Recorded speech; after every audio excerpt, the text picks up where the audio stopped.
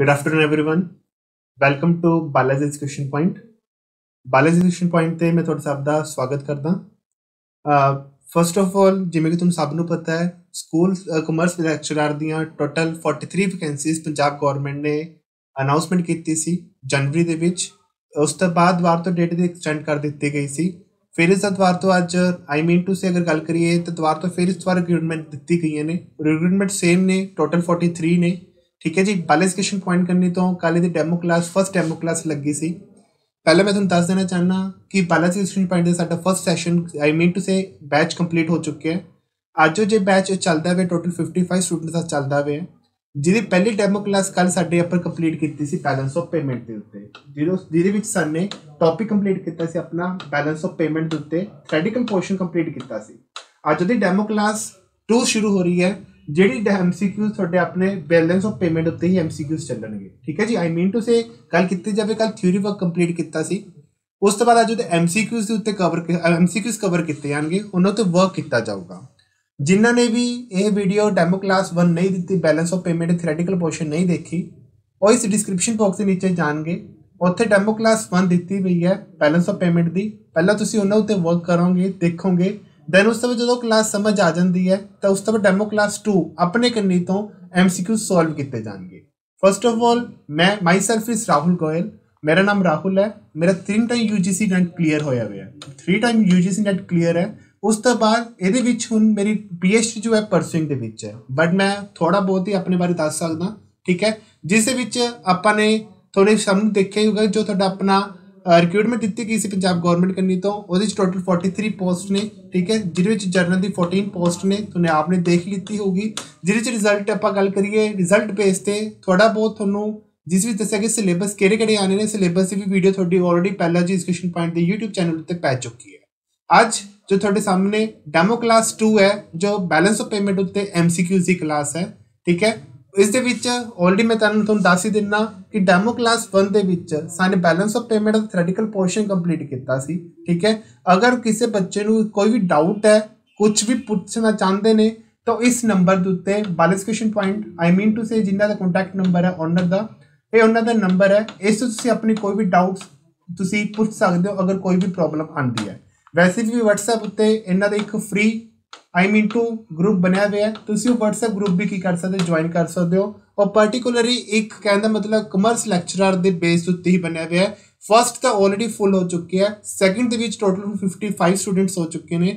ਅਗਰ ਕੋਈ ਹੋਰ ਵੀ ਇੰਟਰਸਟਿਡ ਹੈਗਾ ਤਾਂ ਤੁਸੀਂ ਜੁਆਇਨ ਕਰ ਸਕਦੇ ਹੋ ਆਪਣਾ WhatsApp ਗਰੁੱਪ ਤੋਂ, ਇਹਨਾਂ ਨੂੰ ਚਾਹੇ ਮੈਸੇਜ ਕਰਕੇ ਦੇਖ ਲਓ, ਕਰ ਲਓ। ਉਸ ਤੋਂ ਬਾਅਦ ਅਗਰ ਕੋਈ ਵੀ ਡਾਊਟ ਹੈ ਤਾਂ ਪੁੱਛ ਸਕਦੇ ਹੋ, ਅਗਰ ਇੰਟਰਸਟਿਡ ਤਾਂ ਕਾਲ ਵੀ ਕਰ ਸਕਦੇ ਹੋ। ਠੀਕ ਹੈ ਜੀ। ਆਓ ਕਲਾਸ ਸ਼ੁਰੂ ਕਰਦੇ ਹਾਂ ਆਪਾਂ ਬੈਲੈਂਸ ਆਫ ਪੇਮੈਂਟ ਉੱਤੇ, ਜੋ ਆਪਣੀ ਅੱਜ ਕਲਾਸ ਨੰਬਰ 2 ਬਣੇਗੀ, ਜੋ ਰਿਲੇਟਡ ਟੂ ਤੁਹਾਡੇ MCQs ਦਿੱਤੇ ਬੈਲੈਂਸ ਆਫ ਪੇਮੈਂਟ ਦੇ ਉੱਤੇ। ਜਿਹਦੇ ਵਿੱਚ ਫਸਟ ਕੁਐਸਚਨ ਤੁਹਾਡੇ ਸਾਹਮਣੇ ਹੈ। ਫਸਟ ਕੁਐਸਚਨ ਕਹਿੰਦਾ ਕਿ ਇਕਨੋਮਿਕ ਟ੍ਰਾਂਜੈਕਸ਼ਨ ਅਗਰ ਗੱਲ ਕੀਤੀ ਜਾਵੇ ਤਾਂ ਮੈंने ਕੱਲ ਦੱਸੀ ਸੀ ਡੈਫੀਨੇਸ਼ਨ ਦੇ ਵਿੱਚ, ਜਿਹੜੀ ਬੈਲੈਂਸ ਆਫ ਪੇਮੈਂਟ ਹੁੰਦੀ ਹੈ ਉਹ ਸਾਡੇ ਵਾਸਤੇ ਇੱਕ ਸਮਰੀ ਹੁੰਦੀ ਹੈ, ਜਾਂ ਕਹਿ ਸਕਦੇ ਇੱਕ ਤਰ੍ਹਾਂ ਦਾ ਸਾਡੇ ਵਾਸਤੇ ਸਟੇਟਮੈਂਟ ਹੁੰਦੀ ਹੈ, ਸਟੇਟਮੈਂਟ ਆਫ ਅਕਾਊਂਟਸ ਹੁੰਦਾ ਹੈ, ਜਿਹਦੇ ਵਿੱਚ ਅਸੀਂ ਸਿਰਫ ਮੋਨੀਟਰੀ ਟ੍ਰਾਂਜੈਕਸ਼ਨਸ ਨੂੰ ਕੀ ਕਰਦੇ ਹਾਂ, ਰਿਕਾਰਡ ਕਰਦੇ ਹਾਂ। ਮੋਨੀਟਰੀ ਟ੍ਰਾਂਜੈਕਸ਼ਨ ਮਤਲਬ ਜੋ ਸਾਡੇ ਮਨੀ ਦੇ ਨਾਲ ਰਿਲੇਟ ਹੋਗੀ, ਉਹ ਟ੍ਰਾਂਜੈਕਸ਼ਨ ਅਸੀਂ ਕੀ ਕਰਾਂਗੇ, ਰਿਕਾਰਡ ਕਰਾਂਗੇ। ਇਹ ਜਿਹੜੀ ਮਨੀ ਟ੍ਰਾਂਜੈਕਸ਼ਨਸ ਹੁੰਦੀਆਂ ਨੇ ਉਹ ਚਾਹੇ ਮੋਨੀਟਰੀ ਟ੍ਰਾਂਜੈਕਸ਼ਨਸ ਹੋਣ, ਚਾਹੇ ਸਾਡੇ ਵਾਸਤੇ ਇਕਨੋਮਿਕ ਟ੍ਰਾਂਜੈਕਸ਼ਨਸ ਹੋਣ। ਜਿਹੜੀ ਟ੍ਰਾਂਜੈਕਸ਼ਨ ਰਿਕਾਰਡ ਕੀਤੀ ਜਾਂਦੀ ਹੈ, ਰੈਕੋਰਡ ਕੀਤੀ ਜਾਂਦੀ ਹੈ, ਉਹ ਕਿਹੜੇ ਨਾਲ ਕੀਤੀ ਜਾਂਦੀ ਹੈ, ਸਾਡੀ ਇੰਡੀਅਨ ਕੰਟਰੀ ਦੀ। ਅਗਰ ਮੈਂ ਗੱਲ ਕਰਾਂ ਆਪਣੇ ਕੰਨੀ ਤੋਂ, ਮੈਂ ਆਪਦੀ ਕੰਟਰੀ ਦੀ ਕਿਹਦੇ ਨਾਲ ਦੇਖੂੰਗਾ, ਰੈਸਟ ਆਫ ਵਰਲਡ ਦੇ ਨਾਲ ਦੇਖੂੰਗਾ। ਲਾਈਕ ਅਗਰ ਮੈਂ ਗੱਲ ਕਰਾਂ, ਅਗਰ ਸਾਡੀ ਇੰਡੀਆ ਕੰਟਰੀ ਦੇ ਵਿਚਕਾਰ ਗੱਲ ਕੀਤੀ ਜਾਵੇ, ਇੰਡੀਆ ਦਾ ਜਿਹੜਾ ਬੈਲੈਂਸ ਆਫ ਪੇਮੈਂਟ ਹੋਊਗਾ ਉਹਦੀ ਐਂਟਰੀਆਂ ਰਿਕਾਰਡ ਕੀਤੀਆਂ ਜਾਣਗੀਆਂ, ਜੋ ਰੈਸਟ ਆਫ ਵਰਲਡ ਬਾਕੀ ਜਿਹੜੀ ਕੰਟਰੀਜ਼ ਹੋਣਗੇ ਇੰਡੀਆ ਦੇ ਆਲੇ ਦੁਆਲੇ, ਉਹਨਾਂ ਦੇ ਨਾਲ ਹੀ ਕੀਤੀ ਜਾਣਗੀ ਟ੍ਰਾਂਜੈਕਸ਼ਨ ਰਿਕਾਰਡ ਕੀਤੀਆਂ ਜਾਣਗੀਆਂ। ਉਸ ਟ੍ਰਾਂਜੈਕਸ਼ਨਸ ਦੀ ਰਿਕਾਰਡ ਨੂੰ, ਵੈਸੇ ਜੋ ਟ੍ਰਾਂਜੈਕਸ਼ਨ ਰਿਕਾਰਡ ਕੀਤੀਆਂ ਜਾਂਦੀਆਂ ਨੇ ਉਹਨੂੰ ਅਸੀਂ ਮੋਨੀਟਰੀ ਟ੍ਰਾਂਜੈਕਸ਼ਨਸ ਬੋਲਦੇ ਹਾਂ। ਉਸ ਮੋਨੀਟਰੀ ਟ੍ਰਾਂਜੈਕਸ਼ਨ ਦੇ ਰਿਲੇਟਿਡ ਜਿਹੜੀ ਐਂਟਰੀਜ਼ ਰਿਕਾਰਡ ਕੀਤੀ ਜਾਂਦੀਆਂ ਨੇ ਉਹ ਕਿਹਦੇ ਵਿੱਚ ਕੀਤੀ ਜਾਂਦੀਆਂ ਨੇ, ਇੱਕ ਸਟੇਟਮੈਂਟ ਆਫ ਅਕਾਊਂਟਸ 'ਚ ਕੀਤੀ ਜਾਂਦੀਆਂ ਨੇ, ਜਿਨ੍ਹਾਂ ਨੂੰ ਅਸੀਂ ਬੈਲੈਂਸ ਆਫ ਪੇਮੈਂਟ ਬੋਲਦੇ ਹਾਂ। ਠੀਕ ਹੈ ਜੀ। ਹੁਣ ਜਿਵੇਂ ਕਿ ਤੁਹਾਡੇ ਸਾਹਮਣੇ ਫਸਟ ਕੁਐਸਚਨ ਹੀ ਹੈ ਕਿ ਬੈਲੈਂਸ ਇਕਨੋਮਿਕ ਟ੍ਰਾਂਜੈਕਸ਼ਨ ਇਨਕਲੂਡਸ, ਜਿਹੜੀ ਸਾਡੀ ਆਪਣੀ ਇਕਨੋਮਿਕ ਟ੍ਰਾਂਜੈਕਸ਼ਨ ਹੁੰਦੀਆਂ ਨੇ ਉਸ 'ਚ ਕਿਹੜੀ ਆਈਟਮਸ ਇੰਕਲੂਡ ਕੀਤੇ ਜਾਂਦੀਆਂ ਨੇ। ਤੁਹਾਨੂੰ ਕੱਲ੍ਹ ਦੱਸਿਆ ਸੀਗਾ ਕਿ ਬੈਲੈਂਸ ਆਫ ਪੇਮੈਂਟ ਦੇ ਵਿੱਚ ਸਾਡੀ ਵਿਜ਼ੀਬਲ ਆਈਟਮਸ ਵੀ ਰਿਕਾਰਡ ਕੀਤੀਆਂ ਜਾਂਦੀਆਂ ਨੇ, ਇਨਵਿਜ਼ੀਬਲ ਆਈਟਮਸ ਰਿਕਾਰਡ ਕੀਤੀਆਂ ਜਾਂਦੀਆਂ ਨੇ, ਔਰ ਯੂਨਿਟਰੀ ਟ੍ਰਾਂਜੈਕਸ਼ਨਸ ਵੀ ਰਿਕਾਰਡ ਕੀਤੀਆਂ ਜਾਂਦੀਆਂ ਨੇ। ਤਾਂ ਇਹਦਾ ਜਿਹੜਾ ਆਨਸਰ ਆਏਗਾ ਉਹ ਆਲ ਆਫ ਅਬਵ ਆਏਗਾ। ਕਹਿਣ ਦਾ ਮਤਲਬ ਇਨਵਿਜ਼ੀਬਲ ਆਈਟਮਸ ਉਹ ਆਈਟਮਸ ਹੁੰਦੀਆਂ ਨੇ ਜੋ ਕਿਹੜੀ ਫਾਰਮ ਦੇ ਵਿੱਚ ਹੁੰਦੀਆਂ ਨੇ, ਇੰਟੈਂਜੀਬਲ ਫਾਰਮ ਦੇ ਵਿੱਚ ਹੁੰਦੀਆਂ ਨੇ, ਜਦੋਂ ਇੱਕ ਸਾਡੇ ਕੰਟਰੀ ਦੇ ਵਿੱਚ ਬਾਹਰ ਜਦੋਂ ਬਾਰਡਰ ਏਰੀਆ ਤੇ ਜਾ ਕੇ ਉਹ ਜਿਹੜੀ ਗੁੱਡਸ ਨੇ ਅਗਰ ਬਾਰਡਰ ਏਰੀਆ ਨੂੰ ਕ੍ਰੋਸ ਕਰ ਜਾਂਦੀਆਂ ਨੇ ਤਾਂ ਗੁੱਡ ਸਾਡੇ ਵਾਸਤੇ ਵਿਜ਼ੀਬਲ ਹੋ ਜਾਂਦੀਆਂ ਨੇ, ਮਤਲਬ ਕਿ ਜੋ ਟ੍ਰੇਡ ਵਾਸਤੇ ਯੂਜ਼ ਕੀਤੀ ਜਾਂਦੀਆਂ ਨੇ। ਠੀਕ ਹੈ, ਕੋਈ ਮਰਜ਼ੀ ਗੁੱਡਸ ਹੋ ਸਕਦੀਆਂ ਨੇ, ਲਾਈਕ ਬਾਹਰੋਂ ਪੈਟਰੋਲ ਖਰੀਦ ਲਿਆ, ਕੱਚਾ ਤੇਲ ਖਰੀਦਿਆ, ਕਰੂਡ ਆਇਲ ਖਰੀਦ ਲਿਆ, ਉਹ ਸਾਡੀ ਚੀਜ਼ਾਂ ਸਾਡੇ ਵਾਸਤੇ ਵਿਜ਼ੀਬਲ ਆਈਟਮ 'ਚ ਨੋਟ ਕੀਤੀ ਜਾਂਦੀਆਂ ਨੇ। ਬੀ ਪੁਆਇੰਟ ਦੇ ਵਿੱਚ ਇਨਵਿਜ਼ੀਬਲ ਆਈਟਮ ਦੀ ਗੱਲ ਕਰਦਾ ਹੈ। ਇਨਵਿਜ਼ੀਬਲ ਆਈਟਮ ਜੋ ਸਾਡੇ ਵਾਸਤੇ ਇਨਵਿਜ਼ੀਬਲ ਨੇ, ਜੋ ਨਹੀਂ ਦਿਖ ਸਕਦੀਆਂ, ਇਨਟੈਂਜੀਬਲ ਫਾਰਮ ਦੇ ਵਿੱਚ ਨੇ, ਲਾਈਕ ਕੋਈ ਮਰਜ਼ੀ ਸਰਵਿਸਿਸ ਹੋ ਗਈਆਂ।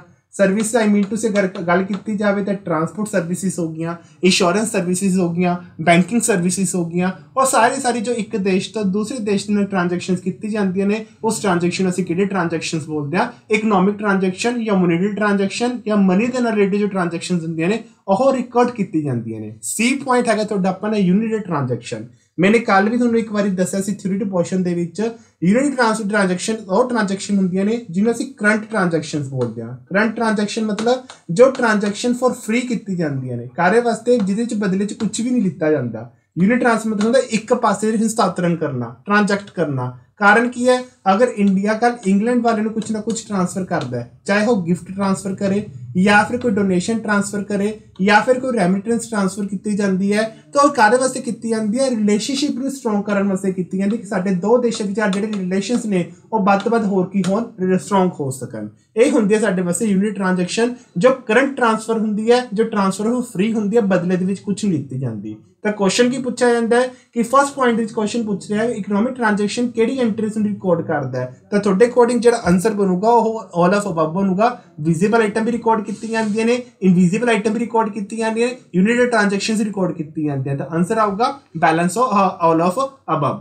ਤਾਂ ਸੈਕੰਡ ਕੁਐਸਚਨ ਦੇਖੋ ਕੀ ਕਹਿੰਦਾ ਇਹਦੇ ਵਿੱਚ। ਹੁਣ बैलेंस ऑफ पेमेंट, ਹੁਣ ਤੁਹਾਡੇ ਸਾਹਮਣੇ ਤੇ ਗੱਲ ਕੀਤੀ ਹੈ। Balance of payment is accounting statement. ਕਹਿੰਦਾ ਇੱਕ ਤਰ੍ਹਾਂ ਦੀ ਸਾਡੇ ਵਾਸਤੇ ਸਟੇਟਮੈਂਟ ਬਣਾਈ ਜਾਂਦੀ ਹੈ, ਐਂਟਰੀਜ਼ ਰਿਕਾਰਡ ਕੀਤੀ ਜਾਂਦੀਆਂ ਨੇ, ਰਿਕਾਰਡ ਕੀਤੀ ਜਾਂਦੀਆਂ ਨੇ। ਉਹ ਕਿਹੜੇ ਦੋ ਦੇਸ਼ਾਂ ਵਿਚਕਾਰ ਕੀਤੀ ਜਾਂਦੀਆਂ ਨੇ, ਕਿੰਨਾ ਇੰਡੀਵਿਜੂਅਲ ਦੇ ਵਿਚਕਾਰ ਕੀਤੀ ਜਾਂਦੀਆਂ ਨੇ। ਤਾਂ ਫਸਟ ਆਪਸ਼ਨ 'ਚ ਕਹਿੰਦਾ ਕੀ ਹੈ? ਰੈਜ਼ੀਡੈਂਟ ਆਫ ਦੀ ਕੰਟਰੀ, ਹਾਂ ਕੀਤੀ ਜਾਂਦੀਆਂ ਨੇ। And no resident of individual ਦੀ ਗੱਲ ਕਰਦਾ ਪਿਆ, ਤਾਂ ਯਾਨੀ ਕਿ ਆਨਸਰ ਸਾਡਾ ਨਹੀਂ ਆਊਗਾ। ਇਹਦੇ ਵਿੱਚ ਗੱਲ ਕੀਤੀ ਜਾਂਦੀ ਹੈ ਸਿੰਗਲ ਪਰਸਨ ਦੀ। ਇੱਥੇ ਇੱਕ ਕੰਟਰੀ ਦਾ ਦੂਸਰੀ ਕੰਟਰੀ ਦੇ ਇੰਡੀਵਿਜੂਅਲ ਦੇ ਨਾਲ ਟ੍ਰਾਂਜੈਕਸ਼ਨ ਹੋ ਰਹੀ ਹੈ, ਨਾ ਕਿ ਦੂਸਰੀ ਕੰਟਰੀ ਦੇ ਨਾਲ ਟ੍ਰਾਂਜੈਕਸ਼ਨ ਹੋ ਰਹੀ ਹੈ। ਇਟ ਮੀਨ ਕਿ ਇਹ ਆਨਸਰ ਸਾਡਾ ਕੀ ਹੋ ਜਾਏਗਾ? ਰੋਂਗ ਹੋ ਜਾਏਗਾ। ਉਸ ਤੋਂ ਬਾਅਦ ਬੀ ਪੁਆਇੰਟ ਕਹਿੰਦਾ ਕੀ ਹੈ?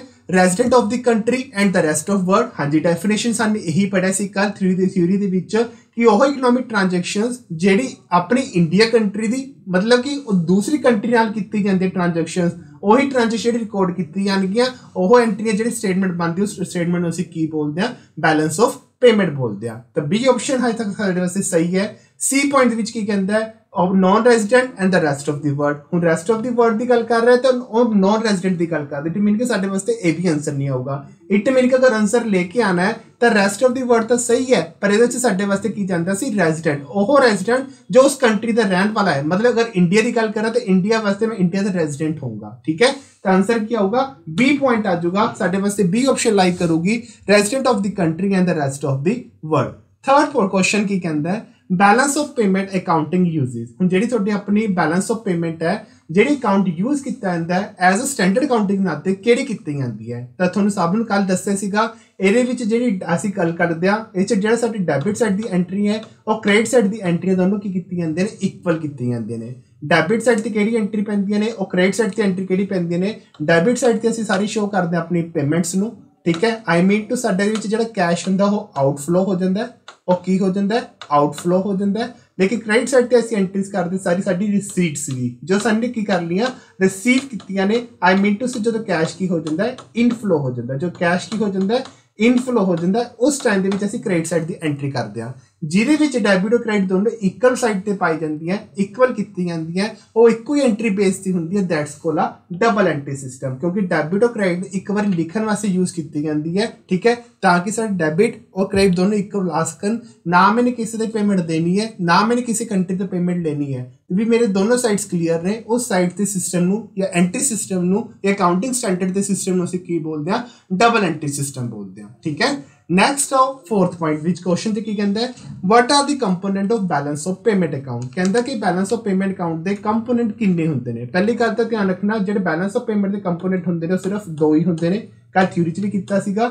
वैसे तो अगर गल कीती जावे IMF दे अकॉर्डिंग IMF ਦੇ ਅਕੋਰਡਿੰਗ ਸਾਡੇ ਤਿੰਨ ਹੁੰਦੇ ਨੇ, ਇੱਕ ਤਾਂ ਹੁੰਦਾ ਸਾਡੇ ਵਾਸਤੇ ਕਰੰਟ ਅਕਾਊਂਟ, ਇੱਕ ਸਾਡੇ ਵਾਸਤੇ ਹੁੰਦਾ ਕਰੰਟ ਅਕਾਊਂਟ, ਇੱਕ ਸਾਡੇ ਵਾਸਤੇ ਹੁੰਦਾ ਕੈਪੀਟਲ ਅਕਾਊਂਟ, ਤੇ ਸੈਕਿੰਡ ਵਨ ਹੁੰਦਾ ਸਾਡੇ ਵਾਸਤੇ ਕੈਪੀਟਲ ਅਕਾਊਂਟ, ਇੱਕ ਸਾਡੇ ਵਾਸਤੇ ਹੁੰਦਾ ਇੱਕ ਫਾਈਨੈਂਸ਼ੀਅਲ ਅਕਾਊਂਟ, ਠੀਕ ਹੈ, ਫਾਈਨੈਂਸ਼ੀਅਲ ਅਕਾਊਂਟ। बट थोड़े ਇਹਦੇ ਅਕੋਰਡਿੰਗ सिर्फ आप ਜਿਹੜੇ ਇੰਡੀਆ ਵਾਲੇ ਆ ਉਹ ਸਿਰਫ ਦੋ ਅਕਾਊਂਟ ਮੇਨਟੇਨ ਕਰਦੇ ਆ as per the component of the balance of payment ਦੇ ਅਕੋਰਡਿੰਗ। ਤਾਂ ਦੋ ਅਕਾਊਂਟ ਕਿਹੜੇ ਕਿਹੜੇ ਨੇ, ਕਰੰਟ ਅਕਾਊਂਟ ਵੀ ਆ ਜਾਊਗਾ, ਕੈਪੀਟਲ ਅਕਾਊਂਟ ਵੀ ਆ ਜਾਊਗਾ। ਤਾਂ ਆਂਸਰ ਇੱਕੋ ਹੀ ਲਾਈਕ ਕਰੂਗਾ, दैट्स ਕੋਲ ਆ बोथ A एंड B, यानी कि ਕਰੰਟ ਅਕਾਊਂਟ ਵੀ ਆਊਗਾ ਔਰ ਕੈਪੀਟਲ ਅਕਾਊਂਟ ਵੀ ਆਊਗਾ। मैं पहले ही ਤੁਹਾਨੂੰ ਸਟਾਰਟਿੰਗ 'ਚ ਦੱਸ ਦਿੰਦਾ ਜਿਹੜਾ ਸਾਡੇ ਵਾਸਤੇ ਕਰੰਟ ਅਕਾਊਂਟ ਹੁੰਦਾ ਉਹ ਸਾਡੇ ਵਾਸਤੇ ਇੱਕ ਇਨਕਮ ਔਰ ਜਾਂ ਫਿਰ ਖਰਚੇ ਦੇ ਰਿਲੇਟਡ ਹੁੰਦਾ, ਜਾਂ ਫਿਰ ਕਹਿ ਸਕਦੇ ਜਿਹੜਾ ਤੁਹਾਡੇ ਵਾਸਤੇ ਕਰੰਟ ਅਕਾਊਂਟ ਹੁੰਦਾ ਉਹ ਹਮੇਸ਼ਾ ਚੇਂਜੇਬਲ ਹੁੰਦਾ, ਮਤਲਬ ਸਟੇਬਲ ਨਹੀਂ ਹੁੰਦਾ, ਚੇਂਜੇਬਲ ਹੁੰਦਾ। ਇਨਕਮ ਵੱਧਦੀ ਵੀ ਰਹਿੰਦੀ ਹੈ, ਘਟਦੀ ਵੀ ਰਹਿੰਦੀ ਹੈ, ਐਕਸਪੈਂਸਿਸ ਵੱਧਦੇ ਵੀ ਰਹਿੰਦੇ ਨੇ, ਘਟਦੇ ਵੀ ਰਹਿੰਦੇ ਨੇ। ਲੇਕਿਨ ਜਿਹੜਾ ਸਾਡੇ ਵਾਸਤੇ ਕੈਪੀਟਲ ਅਕਾਊਂਟ ਹੁੰਦਾ ਉਹ ਸਾਡੇ ਐਸਿਡਸ ਔਰ ਲਾਇਬਿਲਿਟੀਜ਼ ਨਾਲ ਰਿਲੇਟ ਹੁੰਦਾ, ਜੋ ਹਮੇਸ਼ਾ ਅਸੀਂ ਮੰਨ ਕੇ ਚੱਲਦੇ ਹਾਂ ਜਾਂ ਕੌਨਸਟੈਂਟ ਹੋਣਾ ਜ਼ਰੂਰੀ ਹੈ। ਕੌਨਸਟੈਂਟ ਹੋਣਾ ਚਾਹੁੰਦਾ ਹੈ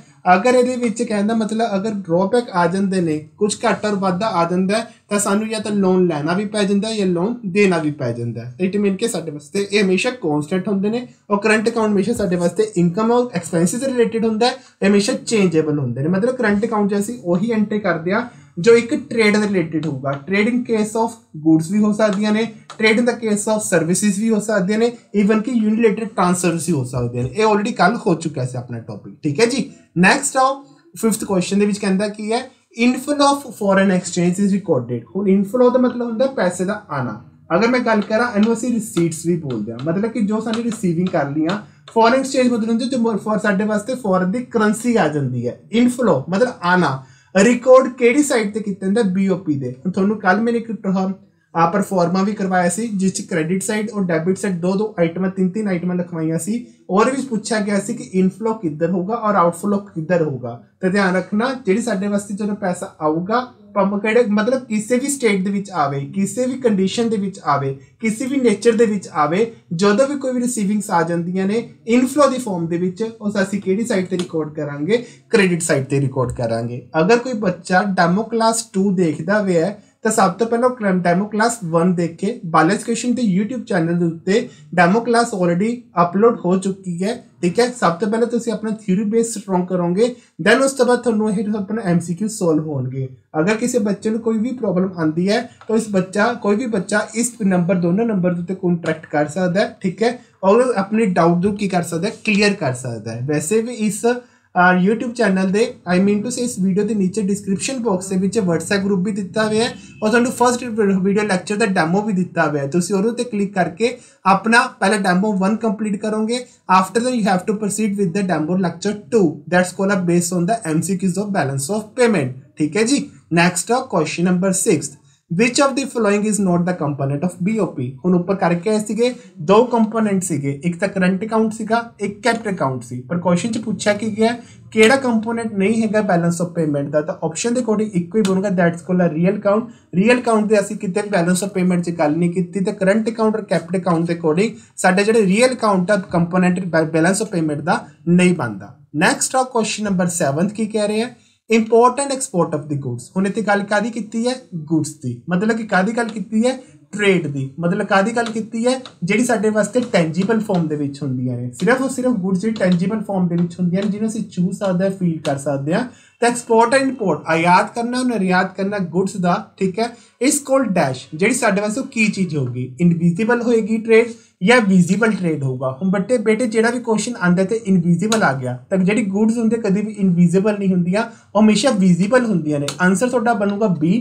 पर मैं इनविजिबल ट्रेड की गल करा तो इत्थे की रखी जाएगी, थोड़ी अपनी सर्विसेज रखी जाएगी, क्योंकि जो सर्विसेज ने वो भी ट्रेड वास्ते यूज की जाती ने, दूसरी कंट्री तो हायर की जाती, दूसरी कंट्री में दित्ती जांदियां ने। तो सर्विस किहड़ी फॉर्म दे विच हुंदियां ने, इनविजिबल फॉर्म दे विच हुंदियां ने, ठीक है जी। उस तो बाद क्वेश्चन नंबर 8 देखो इंपोर्टेंट एक्सपोर्टर सर्विसेज। हुण इन्हां ने काहदी गल कीती है, सर्विसेज दी, ना कि ट्रेड दी। तो मैंने ऑलरेडी पहले ही दसता सी जिहदे वास्ते तुहाडा किहड़ा आंसर आऊगा, इनविजिबल ट्रेड, ना ही विजिबल ट्रेड। विजिबल ट्रेड दे विच कदी असीं गुड्स रख दिंदे आ, ओह गुड्स जिहड़ी किहड़ी फॉर्म दे विच हुंदियां ने, साडी अपनियां टेंजीबल फॉर्म दे विच हुंदियां ने, या फिर कह सकते जो बॉर्डर क्रॉस कर दिंदे आ गुड्स सानूं विजिबल होण लग जांदियां ने, ठीक है। नैक्सट आ क्वेश्चन नंबर 9 की कहंदा वे है boring from the rest of the world. देखो तुहाडे सामने इत्थे पता लग जाऊगा बोरो किया गया, यानी कि साडी की बन गई है, लायबिलिटी बन गई है। लायबिलिटी बन गई है दूसरी कंट्री तो साने चीज़ां पैसे उधार लिते ने, कहना दसो ये BOP के किहड़े अकाउंट दे विच आऊगा। पहली गल तो तुहानूं पता होना चाहिदा है जदों असीं एसेट और लायबिलिटी की गल करदे आ उदों साडे वास्ते कैपिटल अकाउंट की एंट्री की गल कीती जाऊगी, तो करंट अकाउंट ओबवियस इग्नोर हो जाऊगा इहदे वास्ते, ठीक है जी। क्योंकि जिहड़ा कैपिटल अकाउंट मेनटेन किया जाता है वो एसेट और लायबिलिटी के एक देश के स्टेटस के वास्ते किया जाता है ताकि उस स्टेटस इफैक्ट ना करे, किसी स्टेटस से इंपैक्ट ना आए, ठीक है। तो इतने बोरिंग की गल की है, असी दूसरी स्टेट कंट्री तो बोरो किया, मतलब कि मेरी लायबिलिटी बन जू, इंडिया की लायबिलिटी बन जू, तो दसो कहता BOP के किहड़े अकाउंट के विच मतलब किहड़ी साइड से रिकॉर्ड किया जाऊ। तो पहली दो साइडां तो तुहाडे अकॉर्डिंग इग्नोर ही हो जाएंगियां, क्योंकि जिथे एसेट और लायबिलिटी की गल की जाती है उत्थे कैपिटल अकाउंट की गल की जाती है, ना कि करंट अकाउंट की गल की जाऊ, ठीक है।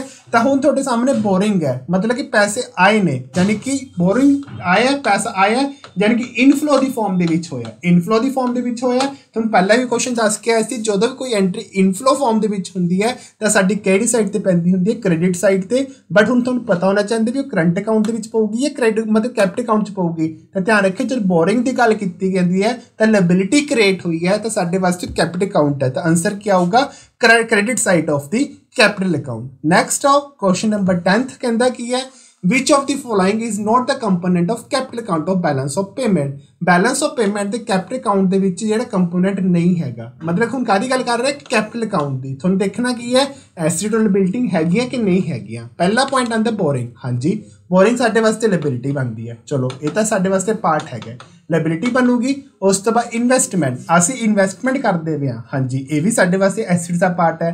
तो करंट अकाउंट के अकॉर्डिंग दोनों चीज़ां बननगियां। और सी पॉइंट कहता की है foreign travel tour purchase by the individual resident. ये कभी आप गल की कैपिटल अकाउंट के विच नो, यानी कि आंसर जो आऊगा सी आंसर आऊगा। क्वेश्चन च पूछा कि क्या सी बैलेंस ऑफ पेमेंट के कैपिटल अकाउंट का जो पार्ट नहीं हैगा, the foreign travel tour is not being the part of your capital account of the balance of payment. Change in foreign reserve इहदा तुहानूं ऑलरेडी पता ही है, ऑफिशियल रिजर्व अकाउंट के अकॉर्डिंग आंसर जाऊगा ही जाऊगा। उस तो बाद क्वेश्चन नंबर 11वां क्वेश्चन देखो कहता की है surplus in the current account. हम देखो तुहाडे सामने अगर करंट अकाउंट का या कैपिटल अकाउंट का सरप्लस है तो किहड़ी साइड ज़्यादा होगी। तुहानूं सब नूं पता है जब सरप्लस मतलब होंगे जो फॉरन रिजर्व साडे पास वधिया हुआ, इनकमां साडी वधी हुई ने, तो इनकमां उहदी वधदी हुंदी जो क्रेडिट साइड वधी होगी। तुहानूं सब नूं पता है इस साइड क्रेडिट साइड हुंदी है या इस साइड डेबिट साइड हुंदी है, ठीक है। जो भी तुसीं अपने अकॉर्डिंग देखते हो तो वही गल की करंट अकाउंट के अकॉर्डिंग, तो सरप्लस की गल करता हुआ तो करंट अकाउंट का सरप्लस कहता मतलब करंट अकाउंट की एंट्री जी अमाउंट है वधी हुई है, तो कर किवें वधी होगी, या क्रेडिट साइड ज़्यादा होगी या डेबिट साइड की होगी घट होगी। तो ऑप्शन देख लो की कहता हुआ है credit side is more than the debit side, हाँ जी ये तो साडे पास आंसर हैगा ही है। Debit side is more than the credit side, no.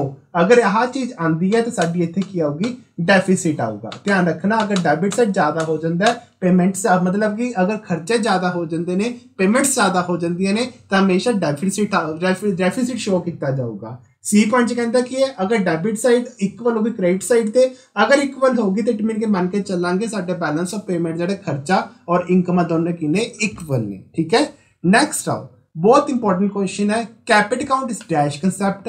और 13th क्वेश्चन कहता कि current account is which concept. हुण तुहाडे सामने अगर मैं गल करा जिहड़ी कैपिटल अकाउंट रिलेट करता हुंदा है वो तुहाडे अपने एसेट्स और लायबिलिटी नाल क्रिएट करता हुंदा है ना, लायबिलिटीज और एसेट्स नाल रिलेट करता हुंदा है। ਜਿਹੜਾ कैपिटल अकाउंट मैं ऊपर के पॉइंट्स भी दस के ऐसी क्वेश्चन के ਜਿਹੜੀ एसेट लायबिलिटी ਹੁੰਦੀਆਂ ਨੇ हमेशा एक देश की चाहता है कि ਉਹਦੇ ਤੇ कोई इफेक्ट ना पवे, हमेशा ਸਾਡੇ ਵਾਸਤੇ की होनी चाहिए ने कॉन्स्टेंट होनी जरूरी ने। तो कॉन्स्टेंट वास्ते किहड़ी चीज़ होनी चाहिए है नॉमिनल अकाउंट का कभी चलो नॉमिनल तो ये बनता भी नहीं कंसैप्ट।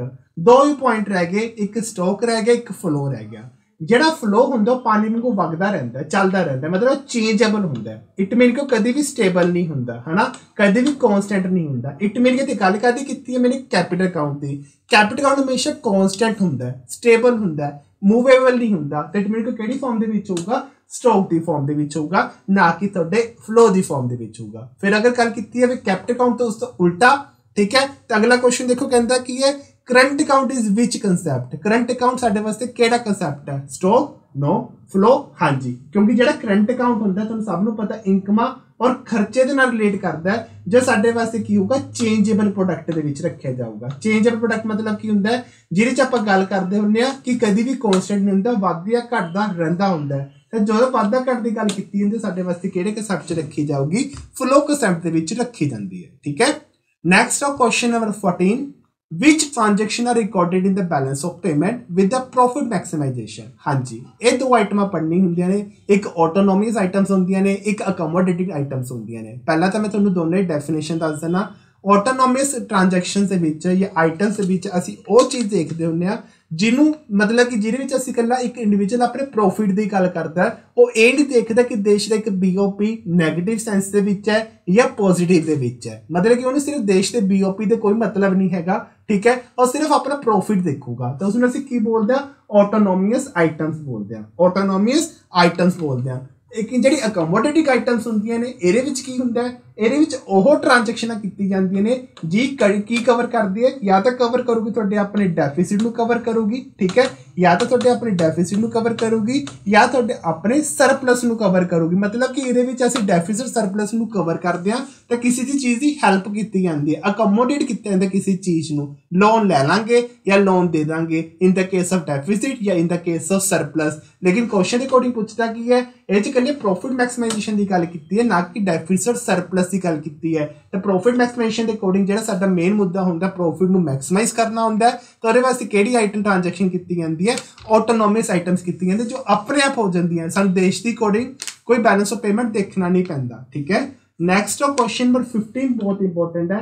कहता की है disequilibrium in the balance of payment मीनस, कहता अगर बैलेंस ऑफ पेमेंट अगर डिसइक्विलिब्रियम हो जाता है, मतलब इक्वल नहीं होंदा, जीरो तो इक्वल नहीं होंदा, तो की होएगा, या तो साडे पॉजिटिव फैक्टर दे विच होगा, या साडे वास्ते फेवरेबल होगा, या साडे वास्ते की होगा अनफेवरेबल होगा।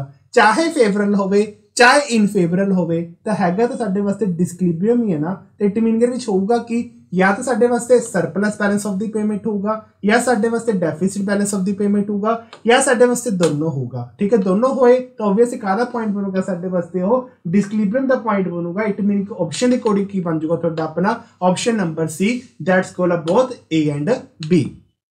नैक्सट आओ क्वेश्चन नंबर 16, हुणे इहदी गल करके चुक्या सी 14 क्वेश्चन दे विच। Transaction take place to cover deficit, किहड़ी ट्रांजैक्शन कीती जांदी है, किहड़ी आइटम रिकॉर्ड कीती जांदी है जो तुहाडे अपने घाटे नूं और सरप्लस नूं पूरा करने वास्ते कीती जाऊगी, जिहदे सानूं कि देश दी प्रॉफिट मैक्सिमाइजेशन तो कोई मतलब नहीं है, सिर्फ साने अपनी डेफिसिट देखना है और साने अपने सरप्लस नूं कवर करना है, जिथे एक गवर्नमेंट की हैल्प लित्ती जाती है। तो आइटम किहड़ी आइटम होणगे साडे वास्ते, अकोमोडेशन आइटम्स होणगियां। या तो अगर घाटा पैंदा है तो लोन ले लांगे, अगर साडे वास्ते सरप्लस है तो किसी कंपनी किसी जगह ते जाके असीं की कर लांगे, इन्वेस्टमेंट कर लांगे। लाइक किहड़ी फॉर्म दे विच, FFI दे विच फॉर्म दे विच, या फिर FDI दी फॉर्म दे विच असीं की कर लांगे, इन्वेस्टमेंट करनी स्टार्ट कर देंगे। ठीक है जी, ध्यान रखना। नैक्सट क्वेश्चन नंबर 17, बहुत इंपॉर्टेंट क्वेश्चन है। Choose the correct statement from the given below, कोई सही स्टेटमेंट दसनी है, एक सही तथ्य दसना है जो तुमने अपने BOP दे विच पढ़िया सी। तक तुहाडे वास्ते ए पॉइंट की कहंदा है, balance of trade records the export and import of invisible item. No, तुहाडे सामने देखो ध्यान नाल, जे असीं गल कीती ते कल्ले ट्रेड की गल करदे पिया। बैलेंस ऑफ ट्रेड, ट्रेड मतलब सिर्फ साडे दा की तो मतलब है, गुड्स तो मतलब है। गुड्स मतलब किहड़ी गुड्स जिहड़ी साडे वास्ते किहड़ी फॉर्म दे विच हुंदियां ने, टेंजिबल फॉर्म दे विच हुंदियां ने, सानू उस चीज़ का मतलब है। इट मीन कि साडे वास्ते ए पॉइंट तो गलत हो गया, क्योंकि ए पॉइंट कादी गल करदा है, कल्ले तुहाडे अपने इनविजिबल आइटम्स की गल करदा है। उस तो बाद बी पॉइंट च देखो कहंदा की है, कहंदा अगर बैलेंस ऑफ ट्रेड दा अगर अमाउंट सरप्लस आ जाती है तो तुहाडे अपने BOP नूं की कर सकदी है, डेफिसिट नूं रैक्टिफाई कर सकदी है, सुधार सकदी है। दिमाग दे विच गल रखियो, कल मैं तुहानूं थ्योरी पोर्शन करवाया सी, BOP POT दे विच दोनों च डिफरेंस करवाया सी। जिहड़ा BOT हुंदा कल्ले ट्रेड वास्ते कीता जांदा है, गुड्स वास्ते कीता जांदा है, लेकिन जिहड़ा BOP हुंदा है साडे वास्ते ट्रेड वास्ते भी हुंदा है, साडे वास्ते ट्रांसफर वास्ते भी हुंदा है, साडे वास्ते वो एक सर्विसेज वास्ते भी हुंदा है। मतलब कि किहड़ा सब तो बड़ा होगा, तो ऑब्वियस जिहड़ा BOP है और साडे वास्ते वाइडर कंसैप्ट है। ठीक है, ध्यान रखना। हुण जिहड़ा BOT है साडे वास्ते एक तरह का नैरो कंसैप्ट है। हुण तुहाडे सामने देख लो कि नैरो कंसैप्ट वाइडर कंसैप्ट नूं पूरा कर सकदा है, नो। तो ध्यान रखना BOP के अकॉर्डिंग ये भी ऑप्शन की हो जाएगी, गलत हो जाएगी। तो आगे देखो अगला पॉइंट कहता की है, accommodating items are only recorded in the capital account of the BOP। याद रखो, जिहड़े बच्चे ने कल थ्योरी लेक्चर लगाया सीगा, तो उन्होंने थोनों मैं 2 केस करवाए सी। एक केस नंबर फर्स्ट करवाया सीगा कि अगर साडे ऑफिशियल रिजर्व अकाउंट नूं कैपिटल अकाउंट का पार्ट मान के चलते हैं तो मान के चलांगे कि BOP का बैलेंस इक्वल होगा।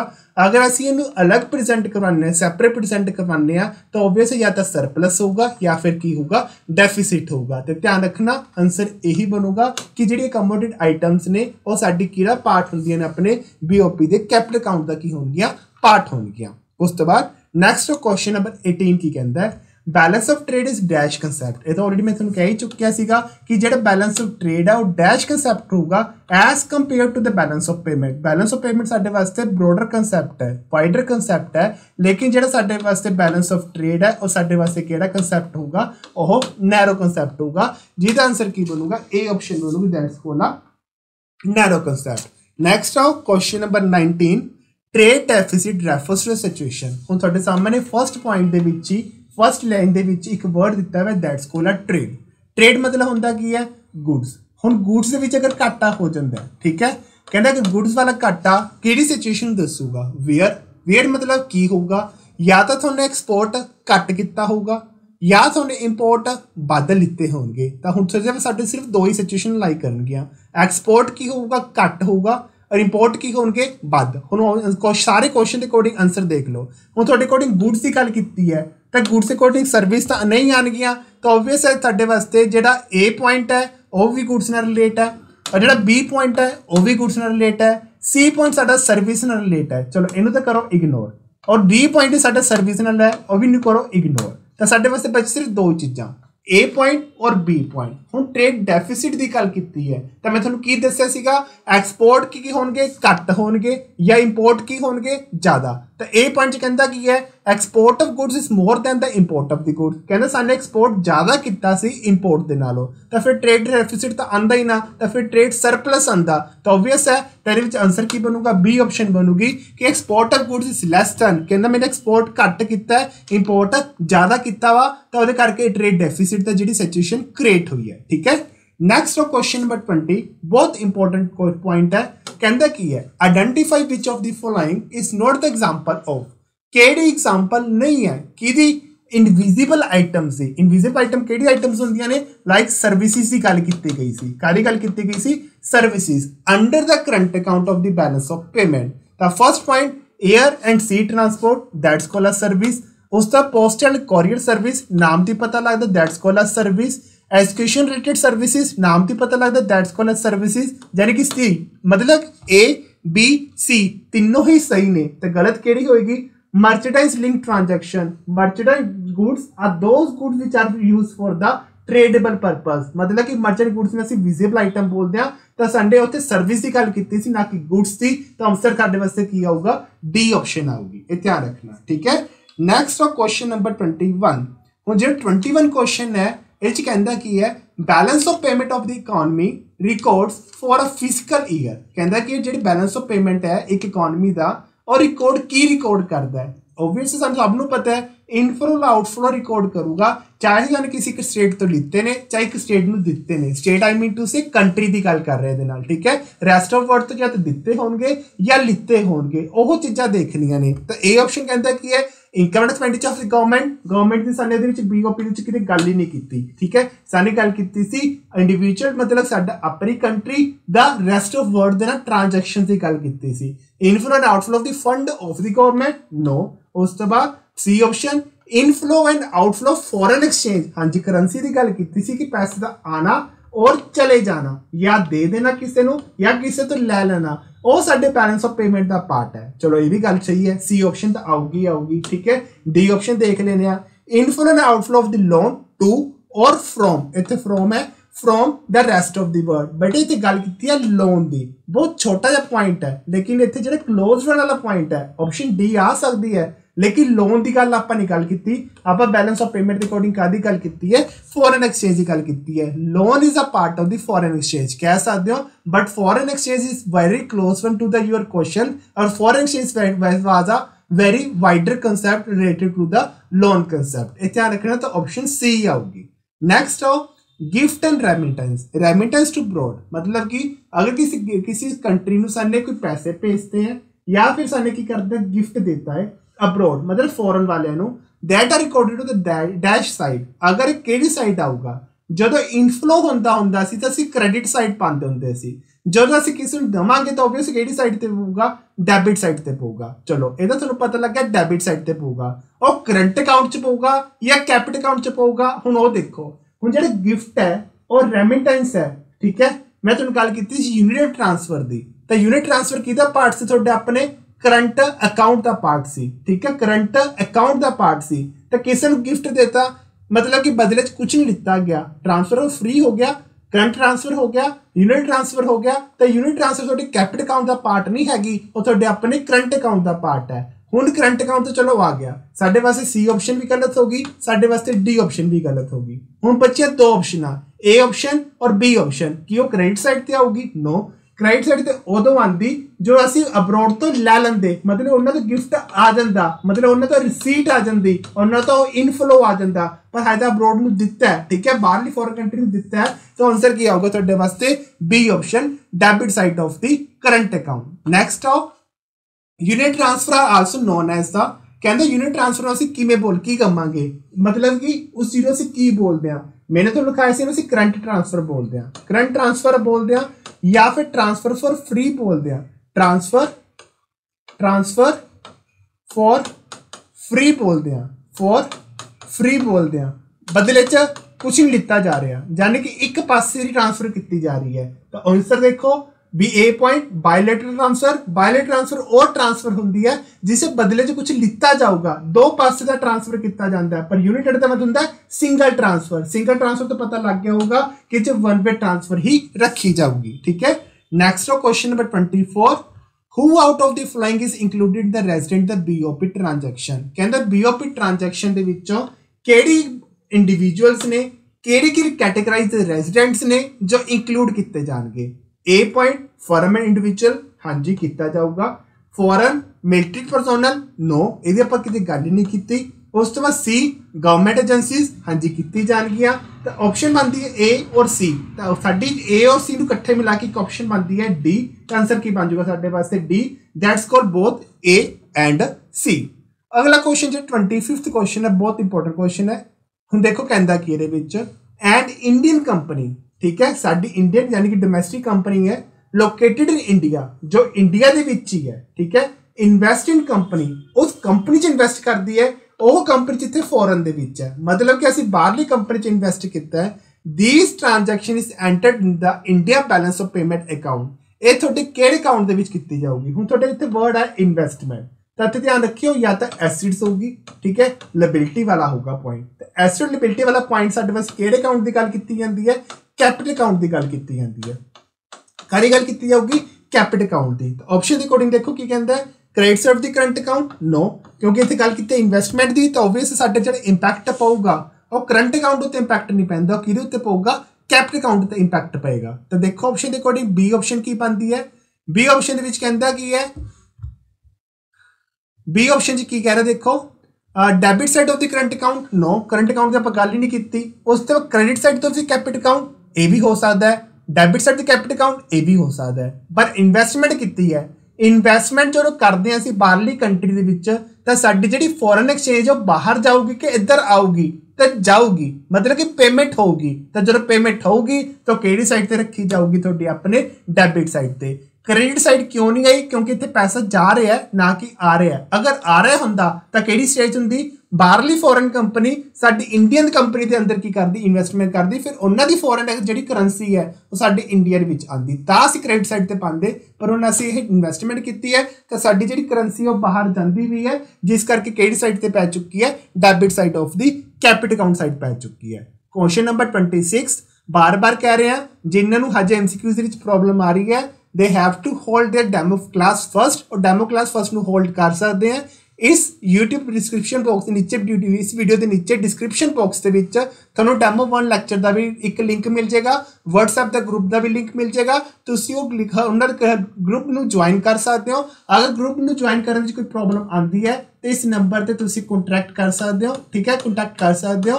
तो जिहड़ा भी बंदा इंटरस्टिड है इस चीज़ को लैके ग्रुप, मतलब कि कोई भी डाउट को क्लैरीफाई करना चाहता है तो इस नंबर पर अपना कॉन्टैक्ट कर सकते हैं, ठीक है जी। नैक्सट क्वेश्चन नंबर 26 के विच, आ company located in India.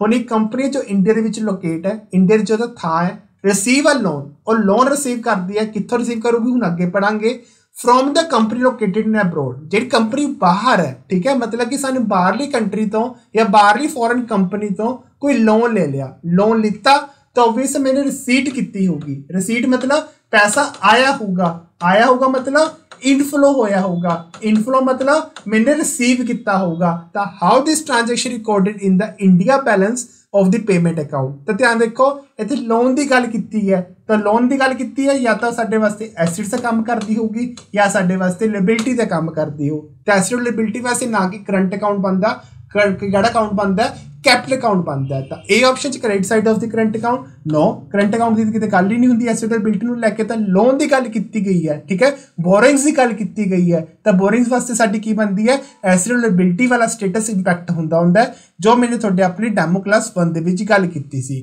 B point भी नहीं आऊगा क्योंकि इतने करंट अकाउंट की गल की गई है। हाँ हुण सी पॉइंट देखो credit side of the capital account, हाँ जी क्रेडिट साइड की जो क्योंकि लोन रिसीव होया एज अ रिसिप्ट मतलब किसी भी नेचर च आवे, ठीक है, जो मेरे पास कैश आ गया तो मैं केड़ी साइड पे पाऊंगा, अपने क्रेडिट साइड पे पाऊंगा। नेक्स्ट आओ क्वेश्चन नंबर 27। क्वेश्चन नंबर 27 च की कहंदा है आ इंडियन रियल एस्टेट कंपनी, मतलब सिंपल जी गल कोई इंडियन कंपनी ही होएगी, रिसीव अ रेंट रिसीव किया मतलब कि उन्होंने इनकम की गल की है, जी इनकम होंगी वो चेंजेबल होंगी है, ठीक है, जी इनकम होंगी रैकरिंग नेचर च होंगी है, बार बार आंदी रहती है, ठीक है।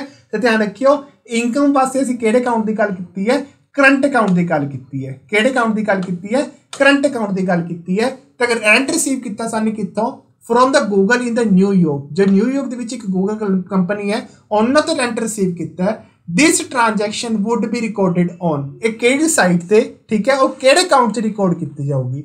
हुण इनकम आई है तो ऑब्वियस है क्रेडिट अकाउंट होगा, है ना, मतलब क्रेडिट साइड की एंट्री होगी, इत्थे पे जो क्रेडिट।